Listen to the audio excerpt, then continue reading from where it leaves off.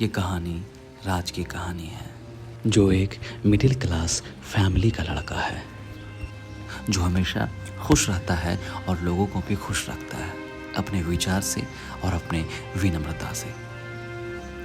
उसके घर में कुल 4 सदस्य हैं, पापा, मम्मी, बहन और दादी। राज पढ़ाई में तेज तो था, बट उतना नहीं था, बस सही था।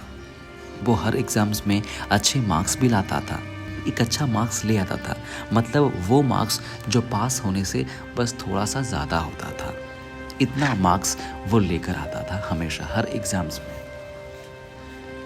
उसके पापा किसान थे और मम्मी दर्जी का काम करती थी और बहन छोटी थी जो 6 क्लास में पढ़ती थी, जो पढ़ने में काफ़ी तेज़ और काफ़ी ब्रिलियंट थी।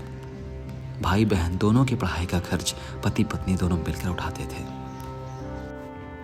राज की छोटी बहन इस बार एग्जाम्स में 94% मार्क्स लाई थी और उसे पुरस्कार से सम्मानित भी किया गया क्योंकि वो पूरे जिले में टॉप आई थी। वो छोटी सी लड़की घर का सारा काम भी कर लेती थी और पढ़ाई भी, हर कामों में हमेशा आगे रहती थी। अब आती है बारी राज की। राज पढ़ाई तो करता था, साथ ही साथ उसे सिंगिंग, डांसिंग, एक्टिंग का भी बहुत शौक था। वो हमेशा जब भी स्कूल में कोई कार्यक्रम होता था उसमें ये भाग लेता था।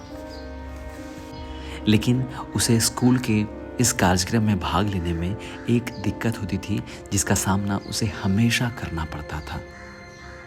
राज के बारे में खास बात यह भी थी कि वो पढ़ाई में उतना तेज तो नहीं था, लेकिन सांस्कृतिक कार्यक्रमों में सबसे ऊपर और सबसे अव्वल रहता था। राज हमेशा फर्स्ट प्राइज ही जीतता था, चाहे उसे किसी भी श्रेणी में कुछ भी करवा लो। राज को हमेशा एक दिक्कत का सामना करना पड़ता था। दिक्कत ये थी कि जब भी स्कूल में कोई कार्यक्रम होता था तो उसे भाग लेने नहीं दिया जाता था। कारण ये था कि जब भी कोई एक्टिंग से रिलेटेड सांस्कृतिक कार्यक्रम होता था तो ये सबकी एक्टिंग को खा जाता था। अगर इसे छोटा भी रोल दिया जाता था तो हमेशा वही चर्चा का विषय रहता था। डांस में भी वही, उसे हमेशा पीछे रखा जाता था, कभी कभी तो उसे नीचे धकेल दिया जाता था। पर वो बेचारा कुछ नहीं बोलता था, हमेशा यही कहता था कोई बात नहीं, और चुपचाप वहां से निकल जाता था।